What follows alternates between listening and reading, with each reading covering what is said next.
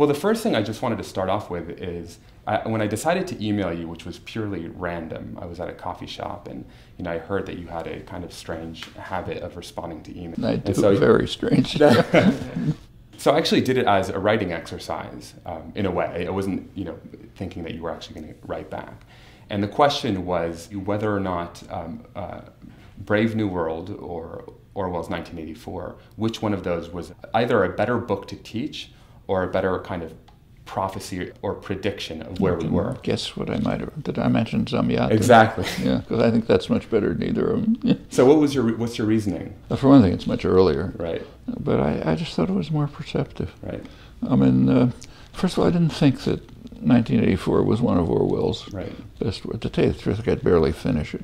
Right. I thought it was kind of obvious and wooden. You know where it's going. He had some nice comments about Newspeak and this and that, but it was good, useful phrases. But I didn't think it was much of a book. And Huxley's is, it's science fiction, basically. Right.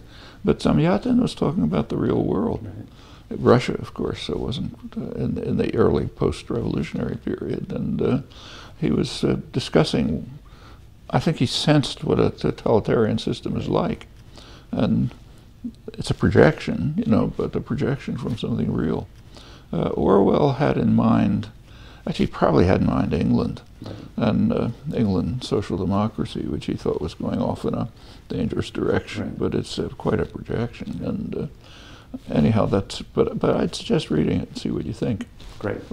Frankly, I read it about 60 years ago, so I can't reproduce it, but I know I was impressed by it. So I guess just a very basic question before I get to some other topical issues is, here I am from LA. I just kind of sent you an email. I'm interested in why you make time for, I don't want to say folks like me, but what it is about your kind of, whether or not it's a philosophy or just kind of who you are, where you're very open to people speaking with you, given your schedule and given other things it's the that you could be doing. Same when I'm not teaching anymore, but it was the same when I was teaching.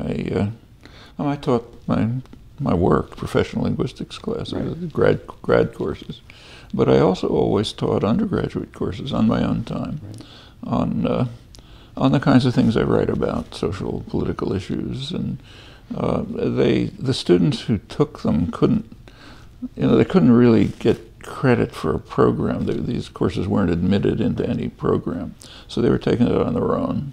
I often taught them in the evenings, and they just opened to the community. Right. And a lot of people would come year after year because we'd always talk about new things. Right. But I think that's part of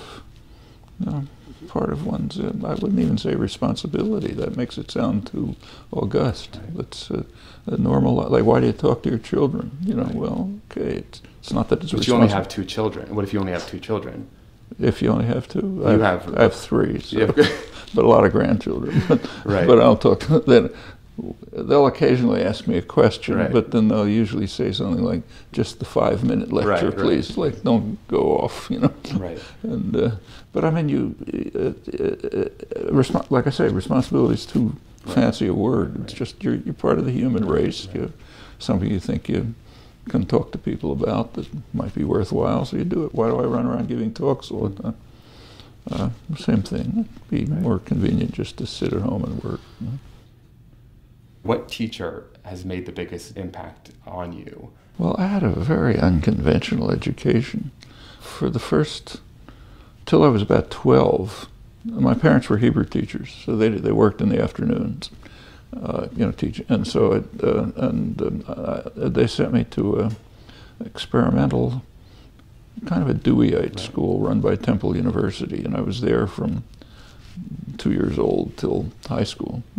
And that wasn't quite what you're describing, but it was a pretty open school that fostered creativity, independence. He didn't take he took tests, but didn't mean much. Like, just to give you an example, I didn't know I was a good student until I got to high school, literally. I mean, I knew I had skipped a year, but all that meant was I was the smallest kid in the class. Nobody paid any attention to it. When I got to high school, all of a sudden I discovered you're supposed to be first in your class, and you have to pass all the exams. But we never had anything like that. You just did work you were interested in. You worked with other people. I mean, there was a curriculum, normal curriculum, but it was guided, But so the teachers from there I remember actually. Right. But after that, there was one professor at the university, a couple of people at the university. Zelig Harris, I don't know if you know him, who was a very kind of charismatic person. Actually, my contacts with him were political. I mean, theoretically, I was in his department. Right. God, I didn't take many courses.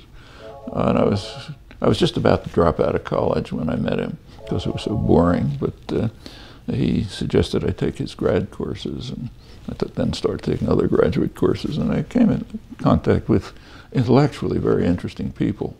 But what qualities did he have as a teacher that you really responded to? He wasn't a teacher, like our classes would be. There were a couple of students that kind of were close to him, maybe half a dozen. We'd meet in his apartment or his apartment in New York. This is Philadelphia, and talk about politics, science, all kind of things. And he was he was a kind of an intellectual leader. He had a lot of interesting ideas, and people were interested, but it wasn't classes. Right. And I took classes with people like Nelson Goodman, a very fine philosopher, but he just discussed his own work, and we thought about it, and we argued about it, and discussed it, and went off on our own and stuff. Actually, I was taking graduate math classes. I'd never had undergraduate math, but there was one professor who I thought was fantastic. He did it just the right way. It was advanced real numbers or something, I forget what it was. Right. He'd come into class and the blackboard, clear the blackboard and write down something, and he'd look at it kind of puzzled, and he'd say, well, let's figure out if that's a theorem. And then the class we'd read stuff and studied stuff, and the ideas would come up, and sometimes they were good ones, sometimes they weren't. He'd kind of steer the discussion, and by the end of the class, we'd have either proven the theorem or disproven it. Yeah. Okay, you learned something that way. But, and I thought it was a terrific way to teach. Now hold on, Miss Fox. It's all very well to teach my boy to paint pretty pictures and build birdhouses. But he doesn't even know his multiplication tables.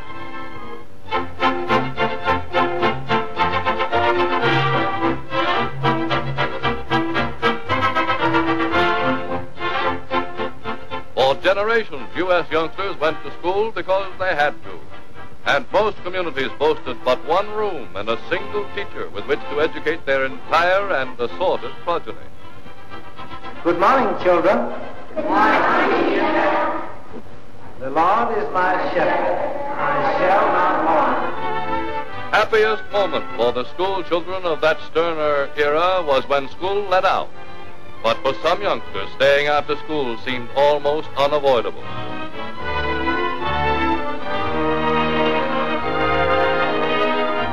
Yesterday found only in a half dozen advanced experimental schools. Today, in tens of thousands of public schools from Santa Monica, California to Bronxville, New York, progressive education is in force. Learning by doing, learning about practical everyday problems, that knowledge gained during an actual experience is best understood and longest retained.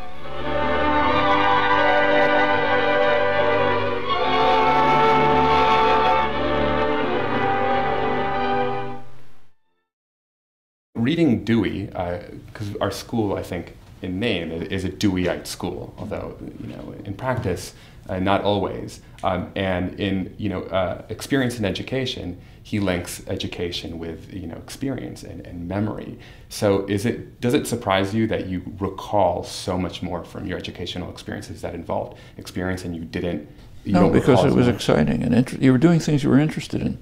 I mean, look, every one of us knows if we got through college, you can take a course and you're not interested in it, and you have to pass an exam, you don't care one way or another, and you memorize what you have to memorize, and you get an A in the exam, and a week later you can't even remember what the course was about. Right. In fact, there's an image in the Enlightenment. There's two competing images during the Enlightenment about education. One of them is education is like pouring water into a vessel, which happens to be a very leaky vessel. Right. That's the take exam and forget what it was case. The other is comes actually from the guy who was the founder of the modern higher education system, Wilhelm von Humboldt, great humanist. He said education is like laying out a string along which the student progresses, and students progress in their own ways. But you've got the string. In other words, there's a structure to what the student is being introduced into. It's not like any random thing. But then they explore it and create in their own ways. But when you get to a place like MIT, Science University, it's almost second nature. Like the famous physicist here, who's a world-famous physicist, was teaching his freshman courses. He was famous for saying that if students asked him, what are we going to cover this semester, he'd say, it really doesn't matter. It matters what you discover. And I cannot move any further back, so there's no cheat here. I'm going to release it right from my chin here. You realize, as you have just seen, that the slightest push, and this will be my last lecture. I'm going to close my eyes. I don't want to see it. And I'm going to count down from 3 to 0.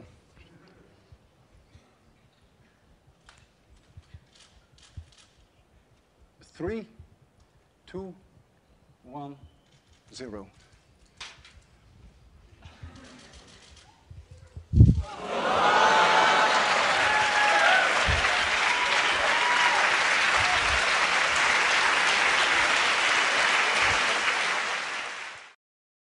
I'm Noam Chomsky. I'm on the faculty at MIT, and I've been getting more and more heavily involved in anti-war activities for the last few years.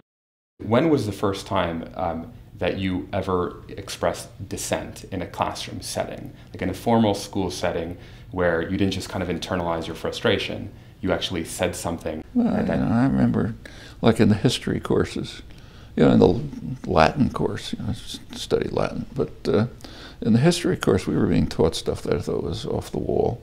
And this is in high school? High school, right. Yeah. I mean, in elementary school, you just talk, right. But so I said some things, but it was obvious you just couldn't, there was no point, you couldn't, it was like talking to the wall, that you couldn't penetrate too much, so I've never bothered. I did it outside of class. We were all radicals outside of class, but never talked in class.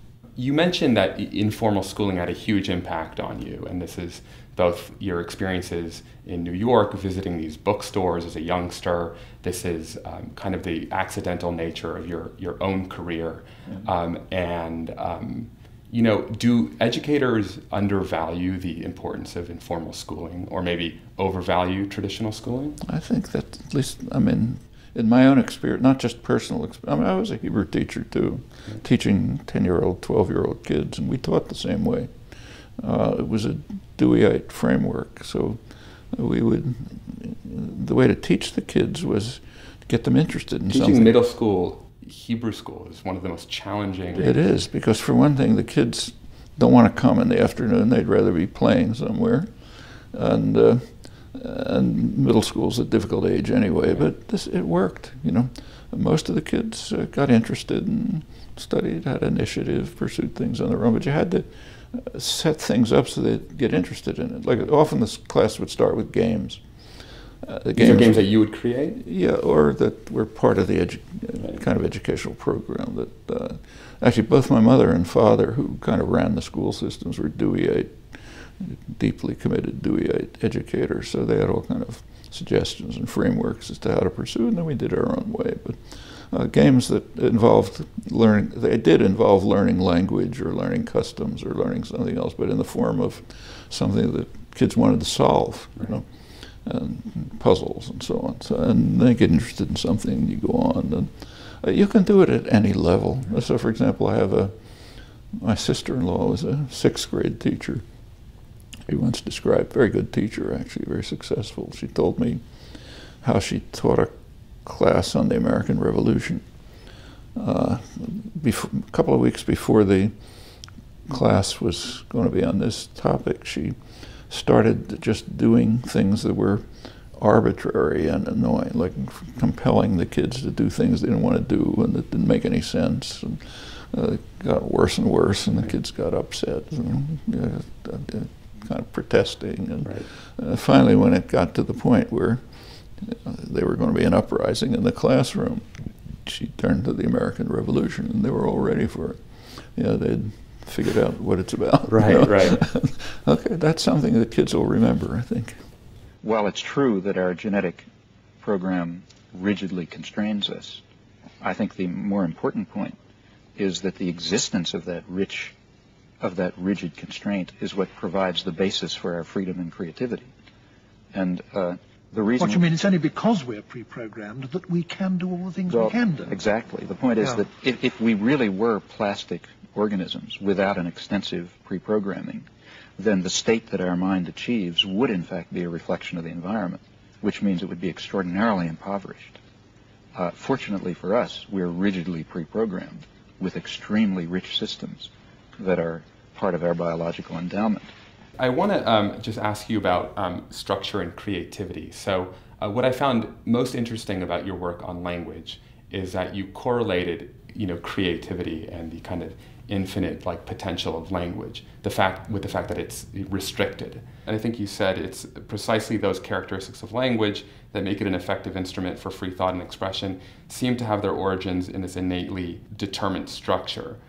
So I'm just wondering what this apparent paradox, structure promoting creativity, suggests about the nature of creative thought, because it's normally associated, maybe that's a misperception, with an absence of structure. I mean, that's what creativity is. So, and how does that reflect itself in the classroom? That's true, that's commonly thought, but it can't possibly be true. I mean, it's like, take, say, the growth of an organism, say an amoeba or a human being. A human being has a lot of complex capacities and characteristics, even a complex internal structure, like the way your digestive system works and so on. And it can do a lot of things. But that's because we're designed within a framework that allows certain options and blocks others. Suppose that the genetic endowment said, become anything. Okay, so arbitrarily, you'd end up some lump of something or other with no capacities and no ability to do anything. It's the same with the arts. So this was understood in classical aesthetics. So if you read the aesthetic theories of the 17th, 18th century, they understood that creativity presupposes a set of rules, forms and rules.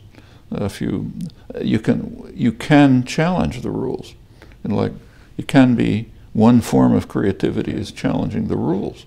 If you have no structure and no rules at all, it's like tossing paint at the wall. Right. It's not a creative act. Right. This is the value of dissonance. Well, there's got to be some structure that provides you with capacities. Right. If you don't have internal structure, this is for growth and development, but the same for, say, creative activity is. So what kind of structures support creativity and what kind of structures inhibit creativity? Structures that support it are, take, say, writing a sonnet. There are rules for a sonnet. Okay, that framework of rules enables people to do really creative work. You read classical sonnets. If you had no rules at all, then I could write poetry. I can't. And the structure that's there has to be, or take, say, a painting. Here too, it's been studied in the history of art by Meyer Shapiro and others. A painting is in a frame. Well, that alone imposes structure. Right. It's on a flat surface. Okay, that requires you to invent perspective. And a long time before people understood it and how to make it look like a gown is flowing. And all. Okay, that frame itself, just that simple, even that simple frame already sets the conditions under which you can carry out creative acts. In the loneliness of my life, my father dead, my brother dead, my mother far away, my sister and my wife far away. Nothing here but my own tragic hands that once were guarded by a world, a sweet attention, that now are left. Let's take like Jack Kerouac on the road. That's somehow less creative than like a Faulkner, because he had no rules. He was just emoting. He might thought he had no rules, but if you look, he did. It's pretty structured, and otherwise it's just been random sentences coming out. And it was nothing like that. It's hard to follow the book anyway. Well, I don't think it's random. Serious. It's not free association. Right. And if it was, it would be of no interest. Right. You know? And there's development and plot and so on. I mean, even concepts like plot and development are an aesthetic framework. Right. You don't want the framework to be so rigid that you always do the same thing, like a detective story where Perry Mason stories, everyone's the same as the last one. You don't want that, but a framework which is rigid enough to make it possible to carry out creative acts, but doesn't inhibit the creative acts. So that would be kind of like your elementary school experience, which is teachers that present information that might be worthwhile evaluating and allowing kids to independently. Yeah, or it's like this laying out the string model of education. Right. There's got to be something. There's got to be something there to work with, and what's there should be challenging enough so you want to see what you can discover within that framework, and then raise questions about the framework. So I didn't intend to bring this up, but if you take a look at the AP system in high school, which is, I think it actually started in the Cold War as a way to kind of democratize education and give kind of inner city students a chance to have this kind of high-end education, or this elite education. But here, we take the brightest students in many ways, but provide them the kind of narrowest of educational experiences. And so, but at the same time, this is what is considered appropriate to enter science and well, take science. If there's an interesting series of editorials you might want to take a look at in about a year ago in Science magazine, the Journal of the American Association for Advancement of Science, the main science journal. The editor, Bruce Alberts, has a series of editorials on science teaching, which are very well done. He's talking about California, incidentally. He's talking about how he testified before the California Education Commission and on science education, and every proposal of his was turned down. But he describes the teaching of science from kindergarten to graduate school as deadening any child's interest in science. So when you can memorize the periodic table, okay, you memorized it, and so what? Why should I bother with a periodic table? You can memorize the enzymes that do so and so. Okay, I memorized them and finished. That's he described the way people study great moments, like the discovery of DNA, but they study it as it was after it's finished. So okay, here's the answer. You lose all the sense of, and then he gives suggestions as to how you ought to teach it, and the suggestions are pretty interesting. So, like, I remember he talks about a kindergarten program which he approved of, thought it was very good. And the way it worked was, these are 5-year-old kids. Each child in the class was given a dish which had on it, in it, a bunch of objects, shells, pebbles, seeds, other things. And then they had a task, figure out which ones are the seeds. So the first thing they did was have what they called a scientific conference. The kids got together and talked and figured out ways in which they could tell what was a seed, and some bad ideas, some good ideas, and of course guidance, and pretty soon they got to experiments that they could carry out to determine which ones are seeds, and finally at the end they figured out which ones were seeds. At that point, each kid was given a magnifying glass, and the teacher cut the seed and opened it up, and they looked in and they found the embryo, and they saw what made it grow. These kids learned something. Look, like some of our top students are the ones least able to to take their knowledge and apply it in new situations. And actually they frequently like laugh at themselves. They call themselves lab rats, because whenever we present something that didn't show up the day before, either in class or wasn't spelled out in the form of instruction, they have a ton of anxiety. And I'm wondering, we rank number 17 in the world in education. A recent study say that students in Latvia, Chile, and Brazil are making gains in academics 3 times faster than American students. We're 25th in math, but our per pupil spending and the amount of money people spend on college counseling and everything that's surrounding kind of, the test-taking culture, we're number 1. Is that because the way we're educating kids? And these exams, I think, actually are better reflections of what kids know than the SATs. I think it's called the PISA exam. Well, that whole teaching to test business is disastrous. Right. Like, for example, in our admissions here, we have pretty high admission. You have to have high admission standards in a place like that, because the number of applicants, all of whom are pretty advanced, is way beyond the number you can take. Right. But we almost never paid attention to the graduate, the SAT type things, or even to grades. Sure. If a kid comes along and got all A's, he's probably too boring to bother with. If we ask a middle school English teacher, 7th or 8th grade, or maybe a 9th grade world literature teacher, that we feel it's her responsibility, but say she embraces her responsibility of taking students with a various level of literacy. So you have a kid who doesn't speak English very well at all, and a kid who's ready to read,